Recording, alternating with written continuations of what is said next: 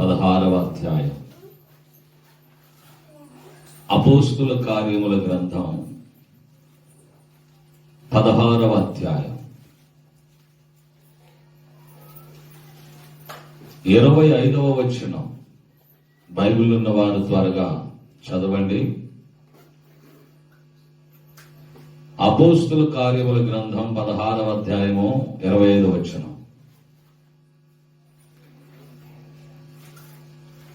అయితే మధ్యరాత్రి వేళ పౌలును శీలయు దేవునికి ప్రార్థించుచు కీర్తనలు పాడుచుండిరి, ఖైదీలు వినుచుండిరి. 26వ వచనం కూడా. అప్పుడు అకస్మాత్తుగా మహాభూకంపము కలిగెను, చెరసాల పునాదులు అదిరెను. వెంటనే తలుపులన్నీ తెరచుకొనెను, అందరి బంధకములు ఊడెను. దేవునికి మహిమ కలుగును గాక. ఈ అధ్యాయంలో పౌలు శీలలు దేవునికి ప్రార్థిస్తూ ఉన్నారు. పౌలు శీల ఈ ఇద్దరు చెరసాలలో బంధించబడ్డారు, చెరసాలలో బాధించబడుతున్నారు. బెత్తములతో భయంకరమైన దెబ్బలు తిన్నారు, చెరసాల శిక్ష అనుభవిస్తూ ఉన్నారు. అటువంటి పరిస్థితుల్లో అర్ధరాత్రి మధ్యరాత్రి వేళ వారు దేవునికి ప్రార్థన చేస్తూ ఉన్నారు. దేవునికి స్తోత్రం. ప్రార్థన ఏం చేయాలి? మనం దేవునికి ప్రార్థన చేయాలి. బాధలుండవచ్చు, బలహీనతలుండవచ్చు, కష్టాలుండవచ్చు, శ్రమలుండవచ్చు, బంధకాలుండవచ్చు, దెబ్బలుండవచ్చు, గాయాలుండవచ్చు. నీకు ఏది ఉన్నప్పటికీ నీవు చేయవలసిన అతి ప్రాముఖ్యమైన పని ఏమిటంటే ప్రార్థన చేయాలి. పౌలు శీల చెరసాలలో ఉన్నారు. మధ్యరాత్రి అప్పుడు వారు ప్రార్థన చేస్తున్నారు. మధ్యరాత్రి అనగానే సూర్యోదయము కావడానికి ఇంకా సగం రాత్రి ఉంది. మధ్యరాత్రి అనగానే భయంకరమైన కటిక చీకటి కమ్ముకున్న రాత్రి, భయంకరమైన శోధన అలుముకున్న రాత్రి, భయంకరమైన పరిస్థితుల గుండా మనము ప్రయాణిస్తున్న విపరీతమైన శోధనల రాత్రి అని కూడా మనము ఆలోచించవచ్చు. మధ్యరాత్రి ఇబ్బందుల రాత్రి కావచ్చు. నీ కష్టాలు సంపూర్ణంగా సగం అనుభవిస్తూ ఉన్నావు, ఇంకా కంప్లీట్ గా ఆ కష్టాలు నీ మీద ఏలుబడి చేస్తూ ఉన్న రాత్రి కావచ్చు. అటువంటి సందర్భంలో నువ్వు చేయవలసింది ప్రార్థన. ఎందుకు పౌలు శీలను ఎందుకు చెరసాలలో బంధించారు? పౌలు శీలకు ఎందుకు ఇట్టి దెబ్బలు వారి శరీరం మీద అనుమతించబడ్డాయి? పౌలు శీలలు ఎందుకు బంధించబడ్డారు? పౌలు శీలలు ఎందుకు బొండ వేసి బిగించబడ్డారు? పౌలు శీలలు ఎందుకు జైలు గోడల్లో ఇరుకున పడిపోవాల్సి వచ్చింది అని అంటే, వీరు చేసిన పని దేవాలయానికి వెళ్ళడమే. దేవుని సన్నిధికి వెళ్తూ ఉన్నారు. చూడండి ఆ మాట 16వ అధ్యాయము 16వ వచనం మీరు చూడగలిగితే, 16వ అధ్యాయము 16వ వచనం. మేము ప్రార్థనా స్థలమునకు వెళ్ళుచుండగా. ఏ స్థలానికి వారు వెళ్తున్నారు? ప్రార్థనా స్థలము. నీవు ప్రార్థనా స్థలానికి రావాలి. ప్రార్థనా స్థలానికి వచ్చేవారిగా మనం ఉండాలి. దేవునికి మహిమ కలుగును గాక. హల్లెలూయా. ప్రార్థనా స్థలాన్ని మర్చిపోకూడదు. ప్రార్థనా స్థలం దగ్గరకు మనం ప్రయాణం చేయాలి. ప్రార్థనా స్థలమే మన గురిగా ఉండాలి. చూడండి, ఈ పౌలు శీల ప్రార్థనా స్థలానికి వెళ్తూ ఉన్నారు. నువ్వెక్కడికి వెళ్తా ఉంటావు ఆలోచించి. నువ్వు వెళ్ళవలసింది ఎక్కడికి?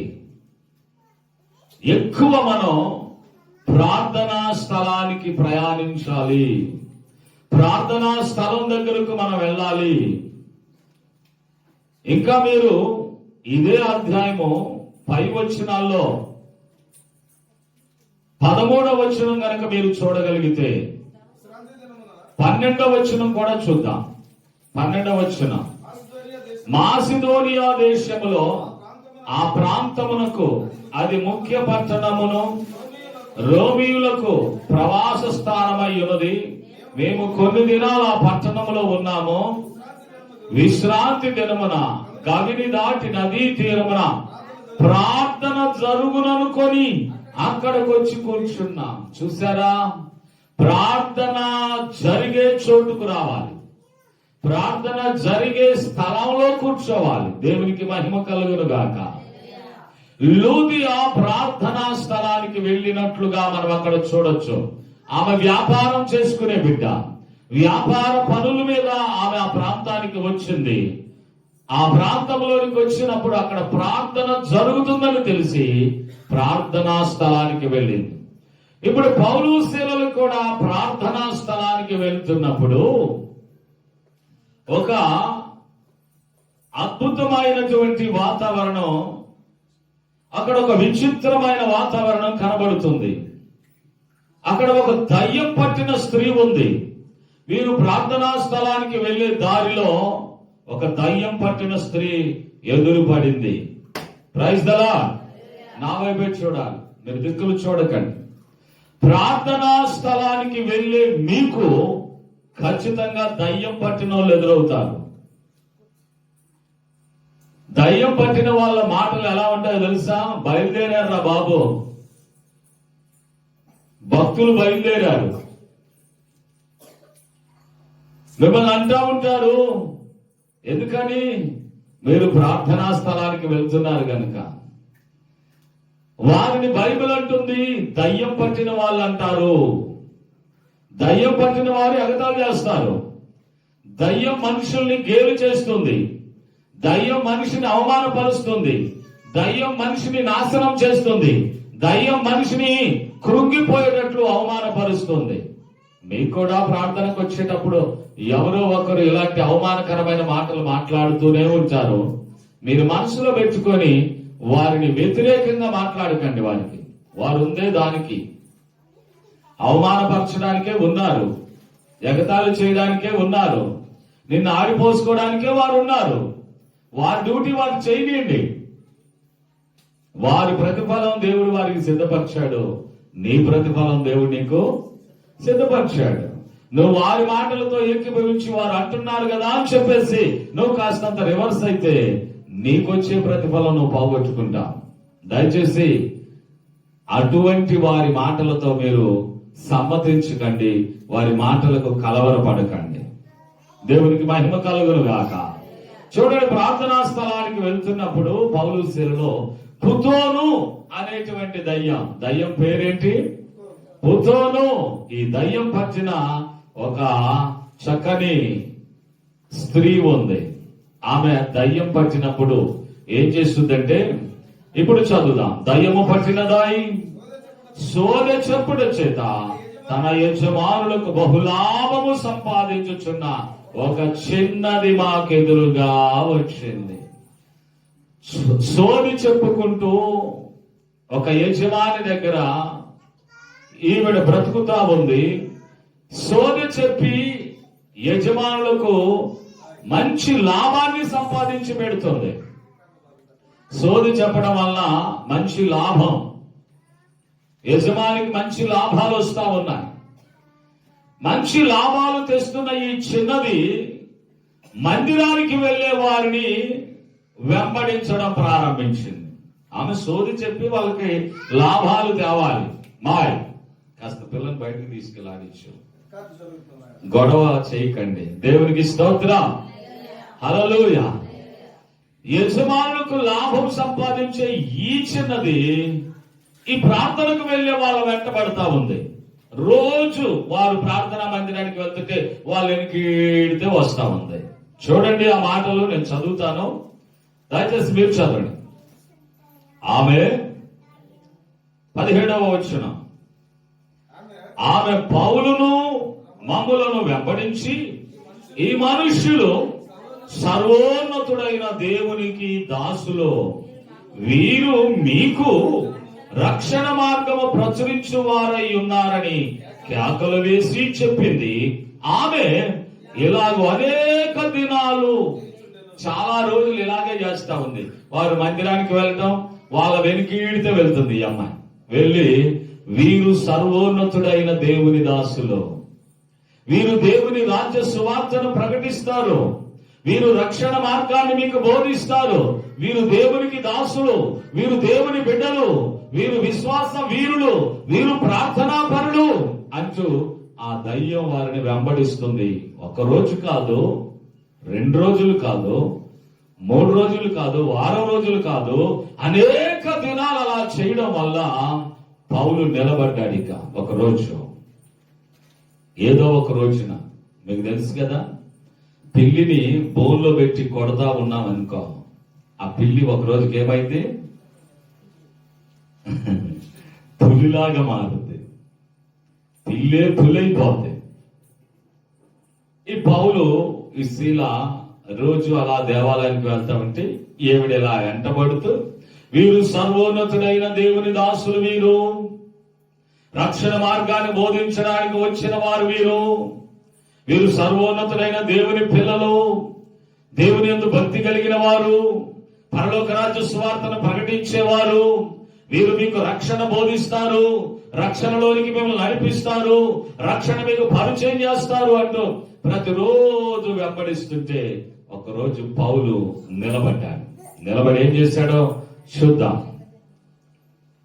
18వ వచనం, ఆమె ఇలాగ అనేక దినాలు చేయుచుండెను గనుక పౌలు వ్యాకులపడి దాని వైపు తిరిగి, నీవు ఈమెను వదిలిపొమ్ము అని యేసుక్రీస్తు నామమున ఆజ్ఞాపిస్తున్నానని ఆ దయ్యముతో చెప్పెను.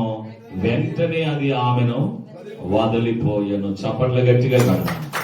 యేసుక్రీస్తు నామమున ఆజ్ఞాపిస్తున్నాను, పుతోను దయ్యమా, ఈమెను విడిచి వెళ్ళిపో అని ఆజ్ఞాపించాడు. ఆజ్ఞాపించిన వెంటనే ఆ దయ్యం ఆమెలో నుంచి బయటికి వెళ్ళిపోయింది. దయ్యం పోయిన తర్వాత ఇంక సోది మానింది.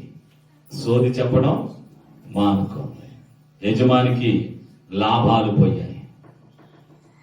ఆలోచించారు యజమానులు, ఇదేంట్రా ఎన్నాళ్ళు సోది చెప్పే ఈ చిన్నది బైబిల్ తీసుకొని ప్రార్థనకి వెళ్తా ఉంది, ప్రార్థన అంటూ వాళ్ళ వెంట తిరుగుతా ఉంది, ఏమైంది అని చెప్పేసి యజమానులు తీరా ఎంక్వైరీ చేస్తే ఈ పౌలు శీలలో ఆమెలో ఉన్న పుతోను దయ్యాన్ని యేసుక్రీస్తు నామములో వెళ్ళగొట్టారు. ఏ నామంలో? యేసుక్రీస్తు నామములో వెళ్ళగొట్టడం వల్ల ఈమె ఆ దయ్యము నుంచి విడిపించబడి ఇప్పుడు దేవుణ్ణి వెంబడించడం ప్రారంభించింది. అప్పుడు వారికి వచ్చే లాభాలు కాస్త ఆగిపోయాయి.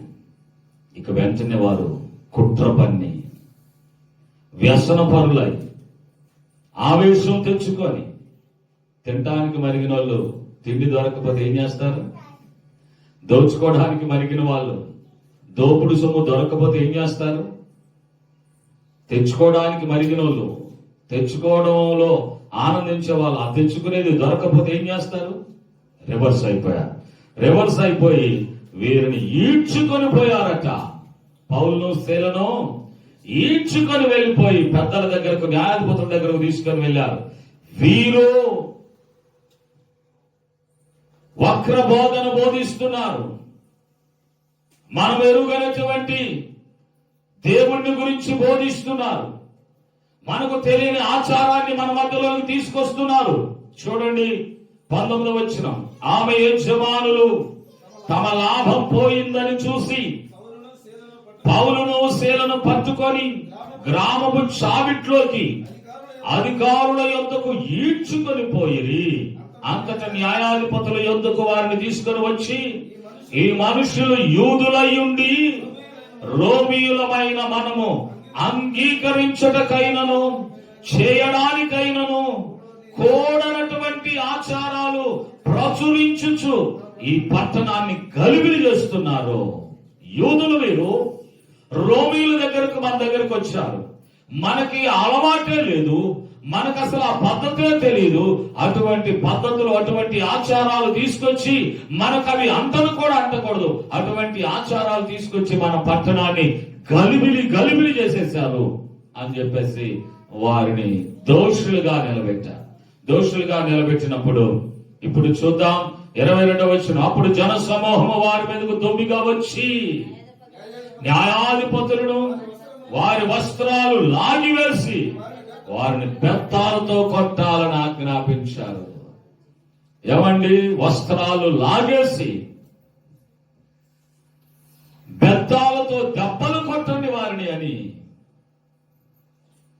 ఆజ్ఞాపించడం జరిగింది. ఎందుకొరకు వారికి శోధన, ఎందుకొరకు వారికి దెబ్బలు, ఎందుకొరకు వారికి అవమానం, ఎందుకొరకు వారి వస్త్రాలు లాగించబడ్డాయంటే వారు కేవలం యేసుక్రీస్తు నామమున ప్రకటించడం మూలాన, ప్రైజ్ ది లార్డ్, యేసుక్రీస్తు నామాన్ని ఉచ్చరించడం వల్ల, యేసుక్రీస్తు సువార్తను ప్రకటించడం వల్ల, రక్షణ సువార్తను బోధించడం వల్ల, దయ్యాలు పట్టిన వారి నుంచి దయ్యాల బారిన పడిన వారిని విడిపించడం వల్ల, మంచి చేయడం వల్ల వీరికి దెబ్బలు, మంచి చేయడం వల్ల వీరికి నరక యాతన, మంచి చేయడం వల్ల వీరికి అవమానాలు. తల్లి విను, ఒకవేళ నువ్వు మంచి చేస్తున్నప్పుడు నీకు అవమానం ఎదురవుతుందేమో, భయపడవద్దు. నీకంటే మన పితరులు ఉన్నారు గతంలో, వారే నీకంటే ఎక్కువ అవమానపరచబడ్డారు. ఒకవేళ నేను వెళ్తున్నప్పుడు ఎవరైనా నన్ను నిలబెట్టి నా ఒంటి మీద వస్త్రాలు లాగి నా బట్టలు చించేసి బెత్తాలు తీసుకొని 4 పీకారనుకో, అసలు బ్రతుకుతావా మనం? అవమానంతో చచ్చిపోతాం కదా. కానీ యేసుక్రీస్తు నిమిత్తం పౌలు శీలలు భరించారు. చప్పట్లు కూడా దేవుని స్తుతించారు. భరించుదాం. వస్త్రహీనతైనా, కొరడా దెబ్బలైనా, బెత్తములతో దెబ్బలైనా క్రీస్తు నిమిత్తము నువ్వు వాటిని సహించినప్పుడు అద్భుతం జరుగుతుంది. దేవుడు గొప్ప కార్యం ప్రారంభిస్తాడు. క్రీస్తు కొరకు శ్రమలైనా, నిందలైనా, హింసలైనా భరించడానికి ఇష్టపడిన వారే దేవుని కొరకు ఉపయోగపడతారు. Praise the lord. దేవుడు వాడుకోవడానికి ఇష్టపడతారు అట్టి వారిని. నాకు అన్యాయంగా నిందలు వస్తున్నాయి, అనవసరంగా నా మీద లేనిపోయిన నిందలు పడుతున్నాయి, నన్ను అవమానపరుస్తున్నారు, నన్ను బాధ పెడుతున్నారు, ఎంత సేవ చేస్తున్నా, ఎంత భక్తిగా ఉంటున్నా నాకెందుకని ఏ విధమైనటువంటి సంతోషం లేకుండా అవమానమే మిగిలింది. అంతకాడికి నేను ఎందుకు భక్తి చేయాలి, నేను ఎందుకు దేవుని కొరకు నిలబడాలని ఒకవేళ మీకు అనిపిస్తుందేమో, మీరొకసారి మన పితరులు పౌలు శీలను చూడండి. దేవుని కొరకు రక్షణ సువార్తను ప్రకటించడం వల్ల, దయ్యాలు పట్టిన వారికి విడుదల ప్రకటించడం వల్ల, దేవుని నామాన్ని ఉచ్చరించడం వల్ల వారు బట్టలు లాగివేయబడ్డారు. వస్త్రహీనులుగా, దిగంబరులుగా రోడ్ల మీద వారిని ఎగతాళి చేశారు, బెత్తాలతో కొట్టారు వారిని. ఎంత అవమానం అండి, ఎంత అవమానం. ఇటువంటి పరిస్థితులు వారు ఎదుర్కొంటూ తర్వాత 23వ వచనం, వారు చాలా దెబ్బలు కొట్టి వారిని చెరసాలలో వేసి భద్రంగా కనిపెట్టు అని చెరసాల నాయకునికి కూడా ఆజ్ఞాపించారు. ఓ చెరసాల నాయకుడా, జాగ్రత్త, భయంకరంగా దెబ్బలు కొట్టాం వీరిని, చెరసాలలో పడవేశాం, ఇదిగో ఇద్దరిని జాగ్రత్తగా కాపాడు, వీళ్ళని జాగ్రత్త అని చెప్పేసి చెరసాల నాయకునికి ఆజ్ఞాపించారు. అతడు ఆజ్ఞ పొందాడు.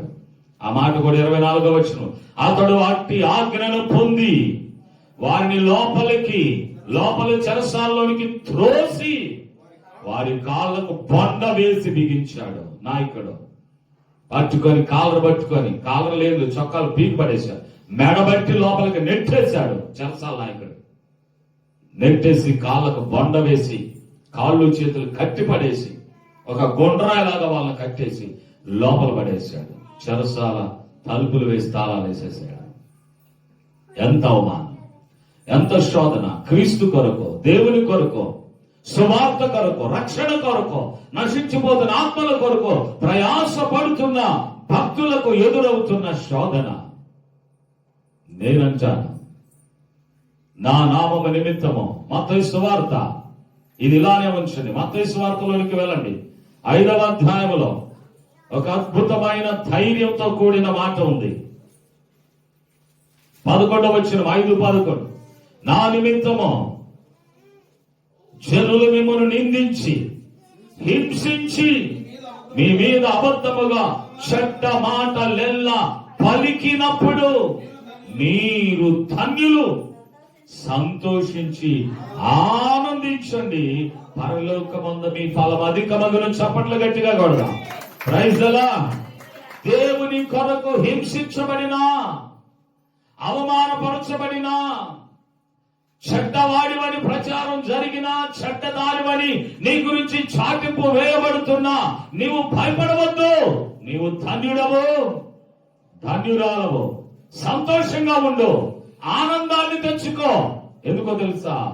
ఇక్కడ జరుగుతున్న అవమానానికి ప్రతిగా నా దేవుని ఉన్నత స్థలాలలో, పరిశుద్ధ పట్టణములో, పరలోక రాజ్యములో ఎక్కువ ఫలితాన్ని పొందుకుంటా. దేవునికి మహిమ కలుగును గాక. నిందించబడుతున్నప్పుడు నీ ఫలాలు ఎక్కువైపోతూ ఉంటాయి. ఒక నింద, అయ్యా నీ మీదకి నిందలు వస్తున్నాయి కదా అంటే, ఒక భక్తుడు అన్నాడు, ఆ నిందలు నాకు 100లతో సమానం అన్నాడు. Praise the lord. ఎవరిని అడిగినా ₹1 ఇవ్వరు కదా, కానీ ఉచితార్థంగా నిందిస్తున్నారు. అదైతే చేయగలరు. ఒక ₹100 అయితే ఇస్తారా? ఉచితార్థంగా, అన్యాయంగా, నిష్కారణంగా. నిష్కారణం అంటే కారణం లేకుండా, చూడకుండా, తెలియకుండా, విన్న దాన్ని బట్టి, వాగిన దాన్ని బట్టి అన్యాయంగా నిందిస్తారు చూడు. అటువంటి వారు దేనికి ఉపయోగపడరు, నిందించడానికి ఉపయోగపడతారు. అటువంటి వారిని బట్టి ఆ భక్తుడు అన్నాడు, వారి నిందలన్నీ నాకు 100లతో సమానం అన్నాడు. చపల కొట్టి దేవునిస్తుంది. భయపడకండి, వాటన్నిటినీ దేవుడు తన రాజ్యములో మీకు ఆశీర్వాద ఫలములుగా పరలోక రాజ్యాల్లో వాటిని అధికం చేస్తా ఉన్నాడు. ఇప్పుడు చూడండి ఏం జరిగిందో. 25వ వచనం, 25వ వచనం, అపోస్తలుల కార్యం 16:25వ వచనంలో, అయితే ఇంత శోధించబడుతూ, ఇంత బాధించబడుతూ, ఎన్ని దెబ్బలు తిని, ఇన్ని గాయాలైపోయి, ఇన్ని అవమానాలు ఎదుర్కొని, ఇంతగా తల్లడిల్లిపోతున్న పౌలు శీలలు మధ్యరాత్రి వేళ ఏం చేశారో తెలుసా? ఏం చేశారు? పౌలును శీలను దేవునికి ప్రార్థించారు. నువ్వు నా మీద చప్పట్లు గట్టిగా కొడతా.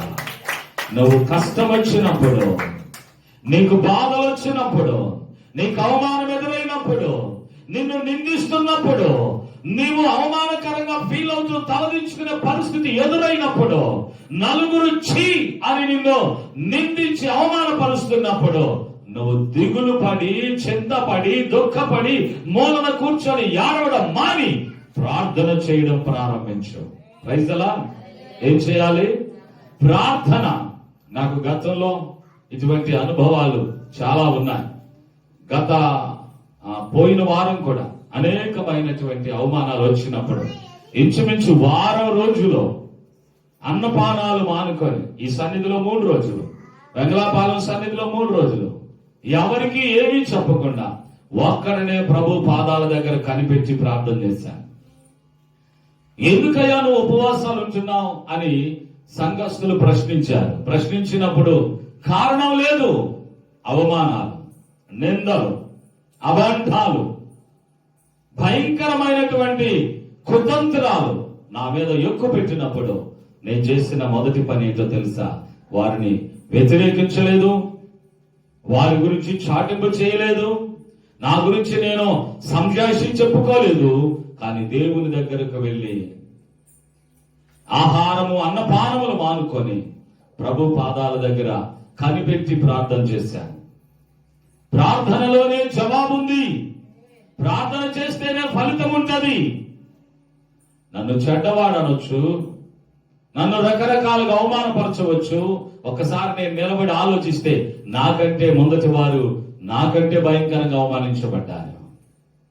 నాకంటే మొదటి వారు నా ప్రభువైన యేసుక్రీస్తును చూస్తే నాకంటే భయంకరంగా అవమానాల పాలయ్యాడు. ప్రియులారా గమనించండి, మధ్యరాత్రి వేళ వారు దేవునికి ప్రార్థించారు. ప్రార్థించడమే కాదు, పాటలు కూడా పాడారు. చప్పట్లు గట్టిగా కొడదామా? యాకోబు పత్రికలో ఒక మాట ఉంది. యాకోబు రాసినటువంటి పత్రికలో ఒక చక్కని మాట ఉంది, చూద్దామా?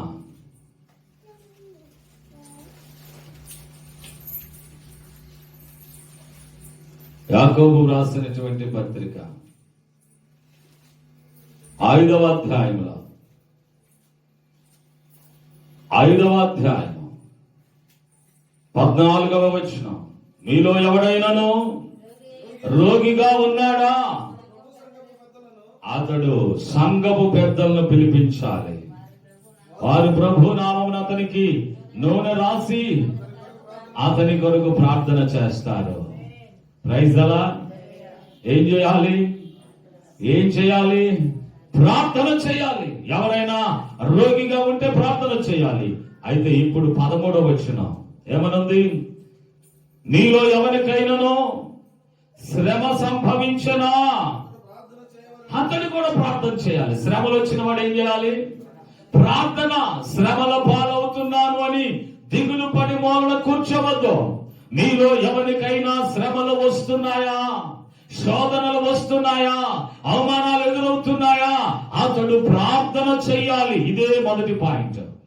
శ్రమలు వచ్చాయి కదా అని చెప్పేసి దిగులు పడి విషానం సర్దుకోవటం కాదండి, ప్రార్థన చేయి. తర్వాత ఏమనుంది? ఎవరికైనా సంతోషం కలిగిందా, అతడు కీర్తనలు పాడాలి. చప్పట్లు గట్టిగా కొడదా. సంతోషంగా ఉన్నావా, కీర్తనలు పాడు. ఇదేంటి మరి? సంతోషంగా ఉంటే కదా కీర్తనలు పాడాల్సింది. మరి పౌలు శీలలు చెరసాలలో శ్రమలు అనుభవిస్తున్నారు, వారికి సంతోషం లేదు కదా, వారు కీర్తనలు ఎందుకు పాడారు? ప్రార్థన చేశారంటే సహజం, శ్రమలు వచ్చాయి కనుక ప్రార్థన చేశారు. మరి కీర్తనలు ఎందుకు పాడారు? ఇందాక మనం చదివాం కదా, నా నామము నిమిత్తము మీరు మనుషులందరి చేత ద్వేషించబడ్డా, దూషించబడ్డా, హింసించబడ్డా మీరు ధన్యులు, సంతోషించండి. హింసించబడ్డప్పుడు మీరు చెప్పాలి, ఇప్పుడు ఏం చేయాలి? సంతోషించాలి. దూషించబడ్డప్పుడు చెప్పండి, చెప్పాలి, సంతోషించుదామని. శ్రమలు అనుభవిస్తున్నప్పుడు, దూషించబడుతున్నప్పుడు, బాధించబడుతున్నప్పుడు, అవమానపరచబడుతున్నప్పుడు సంతోషించి ఆనందించాలి. ఇప్పుడు వారు శ్రమల్లో సంతోషిస్తున్నారు కనుక సంతోషంగా ఉన్న వాళ్ళు ఏం చేస్తారు? పాటలు పాడుతారు. పౌలు శీలను బంధించి చెరసాలలో వేసిన పాటలతో ప్రార్థించగా చెరసాల బ్రద్దలాయే. పౌలు శీలను బంధించి చెరసాలలో వేసిన పాటలతో ప్రార్థించగా చెరసాల బ్రద్దలాయే. యెహోవా నీ నామము, హల్లెలూయా. పాటలతో ప్రార్థన. శ్రమలొచ్చిన వారు ప్రార్థన చేయాలి. మరి పాటలు ఎందుకు పాడారంటే శ్రమలొచ్చినా సంతోషించమని బైబిల్ చెప్తుంది కాబట్టి వారు శ్రమలలో సంతోషిస్తూ పాటలు పాడి ప్రభువుని గణపరిచారు. హల్లెలూయా. వారి వాక్యాన్ని వారి జీవితంలో నెరవేరుస్తున్నారు. వారు చెప్పేవారే కాదు, క్రియల్లో చూపించేవారు. చెప్పేవారు చాలా మంది ఉంటారు, బోల్డంత మంది చెప్పేవారు. వినేవాడు ఉంటే చెప్పేవారు బోల్డంత మంది పుట్టుకొస్తా ఉంటారు. చెప్పేవాళ్ళు అసలు కొల్ల, కానీ చేసేవారే లేరు. చెప్పుదురే గాని. మత్తయి సువార్త 23వ అధ్యాయంలో ఆ మాట మీరు చూడగలరండి. మత్తయి సువార్త 23వ అధ్యాయం. బైబిల్ ఉన్నవారు త్వరగా ఈ అధ్యాయాన్ని చూడగలిగితే 23వ అధ్యాయం 3వ వచనం. గనుక వారు మీతో చెప్పు వాటన్నిటిని అనుసరించి గాయకోనండి, గాయకోనుడి, ఆయనను వారి క్రియల చొప్పున మాత్రం చేయొద్దు. ఎందుకని? వారు చెప్పుదురే గాని చెయ్యరు. అంటే చెప్పేవారు చాలా మంది ఉన్నారు, కానీ చెప్పిన దాని ప్రకారంగా చేసేవారే లేరు. చెప్పేవారు చెప్పినట్లుగా పాటిస్తారంటే లేదు. ఇప్పుడు పౌలు శీలలో అదే చెప్తున్నారు. శ్రమలు వచ్చినప్పుడు సంతోషిద్దాం, నిందలు వచ్చినప్పుడు ఆనందిద్దాం, ప్రభు నామము నిమిత్తం అవమానపరచబడుతున్నప్పుడు గంతులు వేద్దాం, సంతోషంగా ఉందాం అని చెప్పారు. చెప్పినప్పుడు అదే నిందలు వారి మీదకి వచ్చాయి, అదే శ్రమలు వారి మీదకి వచ్చాయి, అదే కష్టం వారి మీదకి వచ్చినప్పుడు వారు కూడా వాక్యాన్ని ఫాలో అవ్వడం ప్రారంభించారు. శ్రమలు వచ్చినప్పుడు సంతోషించారు. సంతోషంగా ఉన్నవాడు పాటలు పాడుతాడన్నట్లుగా చెరసాలలో శ్రమల్లో వారు పాటలు పాడి దేవుని గణపరిచారు. చప్పట్లు కూడా దేవుని స్తుతించారు. శ్రమ సంభవించినప్పుడు ప్రార్థించారు. శ్రమలు వస్తున్నప్పుడు, నిందలు వస్తున్నప్పుడు, అవమానాలు వస్తున్నప్పుడు వారు కీర్తనలు పాడి దేవుణ్ణి ఘనపరిచారు. చూడండి, అదే అపోస్తలుల కార్యం 16వ అధ్యాయంలో మరొక విషయం ఏం జరిగిందో, అసలు విషయాన్ని నేను మీతో చెప్పబోతున్నా. అదేంటో చూద్దాం రండి. 26వ వచనం. అప్పుడు ఇలా వారు ప్రార్థనలు చేస్తూ, కీర్తనలు పాడుతూ, దేవుణ్ణి ఘనపరుస్తూ ఉన్నప్పుడు అప్పుడు అకస్మాత్తుగా మహాభూకంపము కలిగెను, చెరసాల పునాదులు అదిరెను, వెంటనే తలుపులన్నీ తెరుచుకొనెను, అందరి బంధకాలు ఊడెను. చప్పట్ల గట్టిగా కొడతా. అందరి బంధకాలు ఊడిపోయాయి. ఆల్రెడీ బంధించబడ్డవారు, వీరికంటే ముందుగా బంధకాల్లో ఉన్నవారు చెరసాల్లో ఉన్నారు. వీరికంటే ముందుగానే అనేక మంది బంధించబడి చెరసాల్లో ఉన్నారండి. వారి బంధకాలు ఓడాలంటే మామూలుగా ఊడిపోవండి. ఒక సేవకుడిగా, దేవుని ప్రతినిధిగా, దేవునికి మనుషులకు మధ్యవర్తిగా, దేవుని బిడ్డగా నీవు కూడా అదే బంధకాలతో బంధించబడి, ప్రైజ్ ది లార్డ్, అదే బంధకాలతో బంధించబడ్డ వారి దగ్గరకు పోతే నీ బంధకాలతో పాటు వారి బంధకాలు కూడా ఓడిపోతాయి. హల్లెలూయా. అందుకే పౌలు గారు అంటాడు, నేను యూదులకు యూదుడులా ఉన్నాను, యూదుడిని మార్చడానికి, గ్రీసు దేశస్థులు మార్చడానికి నేను గ్రీసు దేశస్థుడిగా మారాను. నేను ఎవరినైనా సరే దేవుని దగ్గరకు నడిపించడానికి అందరికీ కావలసినటువంటి వ్యక్తిగా నేను మారి ఏ విధంగానైనా వారిని రక్షణలోనికి నడిపించాను అన్నాడు. దేవునికి మహిమ కలుగును గాక. చెరసాలలో ఉన్న వారిని బయటకు తేవడానికి, చెరసాలలో ఉండి బంధకాల మధ్యలో బంధించబడిన వారి బంధకాలు యేసు నామములో తెగిపోవాలంటే నేను బంధకాల మధ్యలోనికి వెళ్ళాలి. Praise the lord. అలా వెళ్ళాడు. పాటలతో ప్రార్థన చేస్తూ ఉండగానే చెరసాల తలుపులు తెరవబడ్డాయి, అందరి బంధకాలు ఊడిపోయాయి. అతి ప్రాముఖ్యమైన విషయం ఇంకోటి ఉంది, చూడండి 27వ వచనం. అంతలో చెరసాల నాయకుడు మేల్కొని చెరసాల తలుపులన్నీ తెరవబడి ఉండుట చూసెను. అన్ని జాగ్రత్తగా వినండి, అన్ని తలుపులు తెరవబడ్డాయి. చెరసాల తలుపులన్నీ. ఇక్కడ నీవాడు నావాడనే భేదం లేదు. ఒక వ్యక్తి ప్రార్థనాపరుడుగా, ఇద్దరు దైవజనులు ప్రార్థనాపరులుగా వారి మధ్యలోనికి వెళ్లి వారి కొరకు ప్రార్థన చేస్తున్నప్పుడు, అందరి బంధకాల కొరకు ప్రార్థిస్తున్నప్పుడు, అందరి బంధకాల కొరకు పాటలు పాడుతూ దేవుని కనపరుస్తున్నప్పుడు, వాడు దుర్మార్గుడైనా, వాడు కఠినాత్ముడైనా, వాడు హంతకుడైనా, వాడు అబద్ధికుడైనా, వాడు మోసగాడైనా, అందరి తలుపులు ఏమైపోయాయి? తెరుచుకోబడ్డాయి. అన్ని తలుపులు తెరవబడి ఉండడం చూసి ఖైదీలు పారిపోయారనుకొని కత్తి దూసి తన్ను తాను చంపుకోబోయెను. అప్పుడు పౌలు, నాయకుడా, నన్ను కనిపెట్టడానికి ఆజ్ఞ పొందినవాడా, నన్ను భద్రంగా కాపాడడానికి ఆజ్ఞ పొందినవాడా, మేమిక్కడే ఉన్నాం, ఎవ్వరు ఎక్కడికి పోలేదు, మేమందరము ఉన్నాం, నువ్వు ఏ హాని చేసుకోవద్దు, నువ్వు ఏ హాని చేసుకోవద్దు. చూడండి ఇప్పుడు ఆ మాట, అతడు దీపం తీసుకురండి అని చెప్పి లోపలికి వచ్చి వణుకుచు పౌలును శీలకు సాగిలపడ్డాడు. గట్టిగా చప్పట్లు కొడదామా?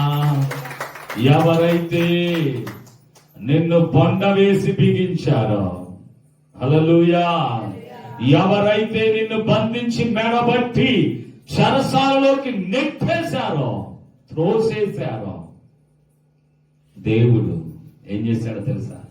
వారినే, ఎవడైతే మెడబట్టి నెట్టాడో, ఎవడైతే బండ వేసి బిగించాడో, ఎవడైతే బలమైన తాళాలు వేసి జాగ్రత్తగా దాన్ని కాపాడుతూ ఉన్నాడో, అట్టి వాడే పౌలు శీల ఎదుట సాగిల పడేటట్లు దేవుడు చేశాడు. గట్టిగా చప్పట్లు కొడతావా? వంగని మోకాళ్ళన్నీ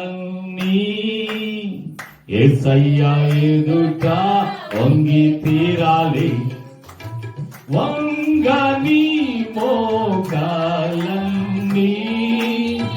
యేసయ్య ఎదుట వంగి తీరాలి, యేసు రాజుగా వచ్చుచున్నాడు, భూలోకమంతా తెలుసుకుంటాడు. హల్లెలూయా.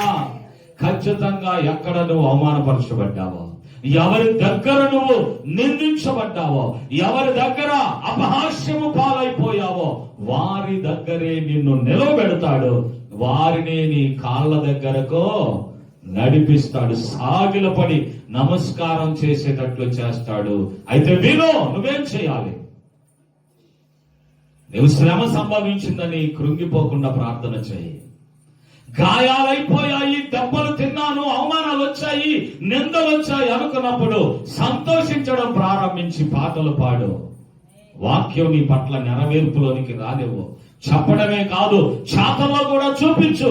అప్పుడు ఖచ్చితంగా వారి అహంకారాన్ని దించేసి నీ కాళ్ళ దగ్గరకు వారిని తీసుకొస్తానన్నట్టు చేశాడు. గడగడ వణుకుతున్నాడు. ఒకప్పుడు ధైర్యంగా మెడబట్టి గెంచినాడు, ఇప్పుడు వారిని చూస్తేనే వణుకు పుట్టిస్తున్నాడు యేసయ్య. దేవునికి మహిమ కలుగును. తల్లి, నిన్ను కూడా దేవుడు అలానే చూడాలనుకుంటున్నాడు. ఎవరైతే నిన్ను ఎగతాళి చేశారో, ఎవరైతే నిన్ను నిందిస్తున్నారో, ఎవరైతే నిన్ను అవమానపరుస్తున్నారో, ఎవరైతే నీ పేరు చెడ్డదని ప్రకటనలు చేస్తున్నారో, దుష్ప్రచారం చేస్తున్నారో, నీ సాక్ష్యం కరెక్ట్ లేదని, నీ పిలుపు కరెక్ట్ లేదని, నీ ఆత్మీయత కరెక్ట్ గా లేదని, నీ విశ్వాసం సరైనది కాదని, నీ భక్తి జీవితంలో నీకు యథార్థత లేదని ఎవరైతే నలుగురు నిన్ను చూసి అవమానపరుస్తున్నారో, వారినే ఒక రోజు నిన్ను చూసి గడగడ వణికేటట్లు చేస్తాడు. ఆ ఏర్పాటు నా దేవుడు నీ కొరకు చేయబోతున్నాడు. దేవునికి స్తోత్రం. హల్లెలూయా. ఇంకొక మాట అక్కడే చూద్దాం. వారిని వెలుపలికి తీసుకొని వచ్చి 30 వచనం, అయ్యలారా, రక్షణ పొందడానికి నేనేమి చేయవలెను అన్నాడు. అందుకు వారు, ప్రభు అయిన యేసునందు విశ్వాసముంచుము, అప్పుడు నీవును నీ ఇంటి వారిని రక్షణ పొందుదురని చెప్పి అతనికిని అతని ఇంటి వారందరికీ దేవుని వాక్యాన్ని బోధించారు. రాత్రి ఆ గడియలోనే అతడు వారిని తీసుకొని వచ్చి వారి గాయములు కడిగాడు. వెంటనే అతడు అతని ఇంటి వారందరూ బాప్తిస్మము పొంది దేవుని గణపరిచారు. హల్లెలూయా. ఇప్పుడు నేను చెప్పాలనుకున్నది ఏంటో తెలుసా? ఒక చెరసాల నాయకుని రక్షణ, ఒక చెరసాల నాయకుని కుటుంబం యొక్క రక్షణ. ఒక వ్యక్తి రక్షించబడాలి, ఒక కుటుంబం రక్షణలోనికి రావాలి, ఒక భయంకరమైన గోండాలు రక్షణ పొందాలి, ఒక దుర్మార్గులు రక్షణ పొందాలి, ఒక వ్యభిచారులు రక్షణ పొందాలి, ఒక నరహంతకులు రక్షణ పొందాలి. వారంతా హంతకులు జైల్లో ఉన్నారు, బందిపోటు దొంగలు జైల్లో ఉన్నారు, అబద్ధికులు జైల్లో ఉన్నారు, వ్యభిచారులు జైల్లో ఉన్నారు, మోసగాళ్ళు జైల్లో ఉన్నారు, ఇతరులను దోచుకున్న వారు దొంగలు జైల్లో ఉన్నారు, క్రూరుడైన నాయకుడు, చెరసాల నాయకుడు వారిని కాపలా కాస్తూ జీవనం చేస్తూ ఉద్యోగం చేస్తూ రక్షణ లేని వాడిగా ఉన్నారు. ఇట్టి వారందరూ రక్షణ పొందాలని దేవుడు ఒక ప్లాన్ వేశాడు. ఆ ప్లాన్ ఏంటో తెలుసా? వీళ్ళందరూ రక్షణ పొందాలంటే నా సేవకుణ్ణి నలగగొట్టాలి, పౌలును నలగగొట్టాలి, పౌలును అవమానపరచాలి, ప్రజల్లో పౌలును బంధించాలి, పౌలును దెబ్బలు కొట్టాలి, పౌలును బండ వేసి బిగించి పౌలును మెడబట్టి చెరసాల్లోనికి తేవాలి. ఇదంతా దేవుని ప్రణాళిక. ఒక గుండా రక్షణ పొందాలంటే సేవకుడు అని అవమానం వెనకే వాళ్ళ రక్షణ దాగి ఉంది. Praise the lord. నేను అవమానపరచబడ్డం నాకు ఇష్టం లేదు, నేను శ్రమలు పడ్డం నాకు ఇష్టం లేదు, నేను దర్జాగా ఉండాలి, నేను జల్సాగా టక్కులు గిక్కులు చేసుకుని కారులో మెయింటైన్ చేసుకుంటూ స్ప్రేలు కొట్టుకుంటూ సువాసన వెదజల్లుతూ ఉండాలంటే నీ వల్ల ఎవరికి రక్షణ రాదు. నీవు అవమానపరచబడాలి, నువ్వు నిందించబడాలి, నువ్వు గాయపరచబడాలి, నువ్వు ఎగతాళి చేయబడాలి, నువ్వు దెబ్బలు తినాలి, నువ్వు జైలు గోడల్లో మగ్గాలి, నీ గాయముల నుంచి రక్తం కారుతూ ఉండాలి. ఎన్ని అవమానాలు ఒక సేవకుడు భరిస్తే దాని వెనుక అద్భుతమైన రక్షణ పండుగలు ప్రారంభమయ్యాయి. చప్పట్లు కూడా దేవుని స్తుతిద్దాం. Praise the lord.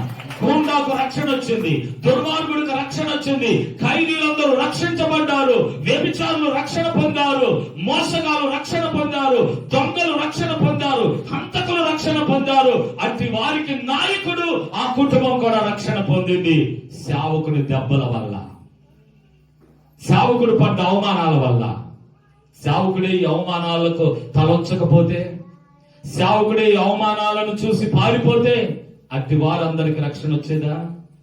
వారందరూ రక్షించబడాలనే ఇదిగో పౌలు శీలను దేవుడు దెబ్బలకు అప్పగించాడు, అవమానానికి అప్పగించాడు, నిందలకు అప్పగించాడు, గాయాలకు అప్పగించాడు, చెరసాలకు అప్పగించాడు.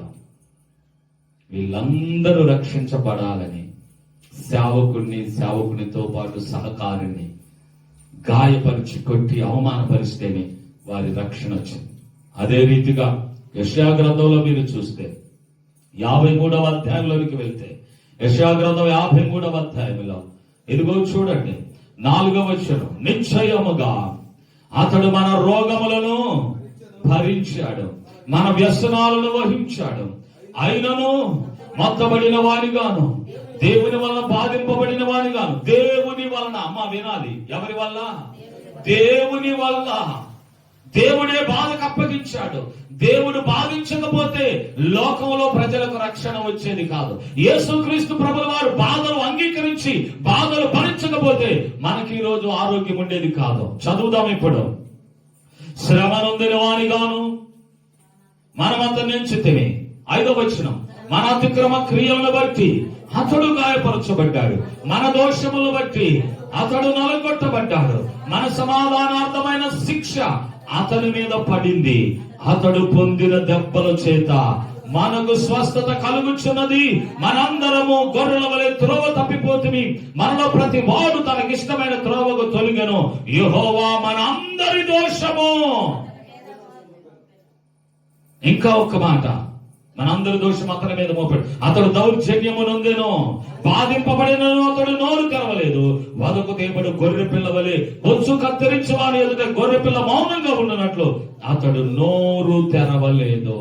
ప్రియులారా గమనించండి, మనకి ఈరోజు రక్షణ రావడానికి కారణం దేవుడు కుమారుడైన యేసుక్రీస్తును శ్రమలకు అప్పగించాడు, దెబ్బలకు అప్పగించాడు, నిందలకు అప్పగించాడు, అవమానాలకు అప్పగించాడు, సిలువకు అప్పగించాడు.